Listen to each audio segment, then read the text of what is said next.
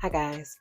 Our society is lying to both men and women. It tells young boys that there's something wrong with their inherent masculinity, and it sells young girls some fantasized notion of a career as being the greatest source of their fulfillment and happiness. The result is a confused generation trying to frantically claw at some sense of meaning and purpose. But I think no lie is as destructive and antithetical to human nature as the idea that a woman's true happiness primarily comes from working a job. And I'll tell you why. Your job is not your life's purpose. It is, at best, a means of sustenance.